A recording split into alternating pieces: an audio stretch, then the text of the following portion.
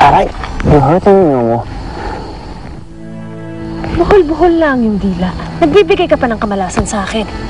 Nawala na ang aking kwintas. Nawala pang kimarus. Hindi mo ba alam na labis-labis ang pangangailangan ko sa kimarus na iyon? Makukulit ko na sana siya.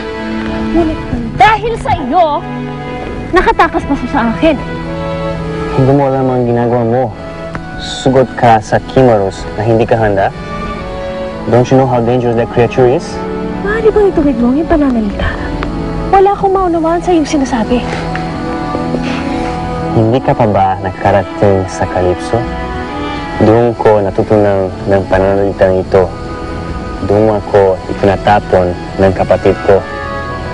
Marunong ako Ingles, Portuguese, Aleman. Ikaw, anong ginagawa mo dito? Anong life mo sa Kimarus? Ikaw ay isang estranghero upang ipaalam ko sa iyo ang aking misyon. Napakasupada, ha? Sayang yung ganda, mo.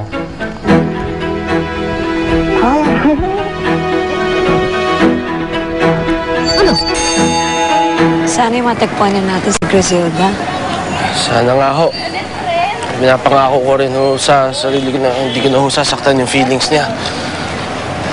Kahit kaunti man lamang ba, wala kang nararamdaman para sa aking anak?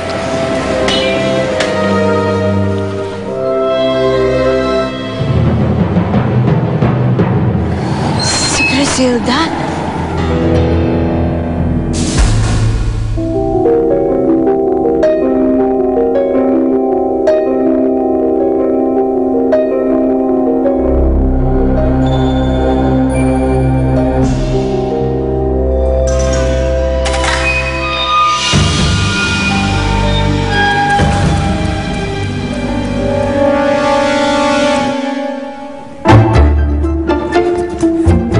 Romo, guys!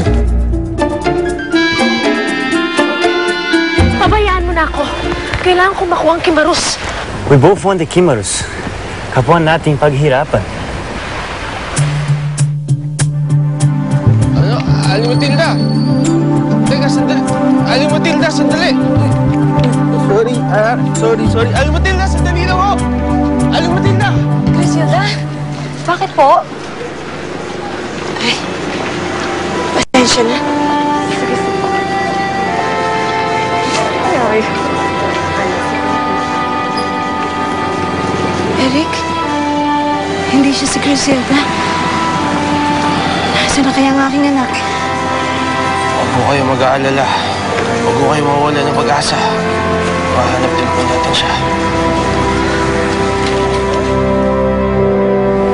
Tama ka. Hindi ko dapat inaangkin ang iyong espada. Graciela!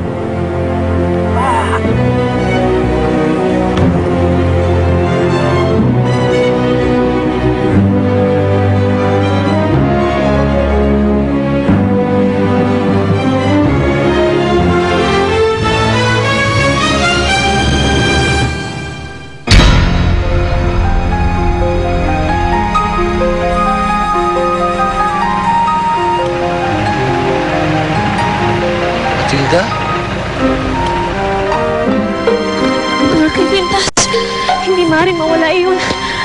Kailangan ko yun upang makuha ang kimarus.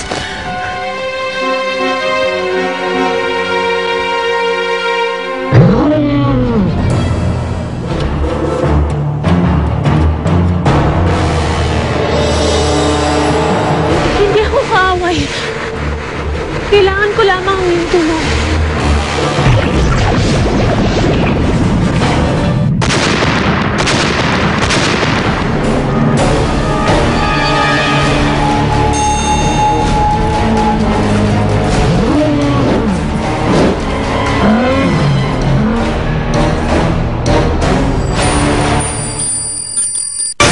Puso ng Pasko, Arti.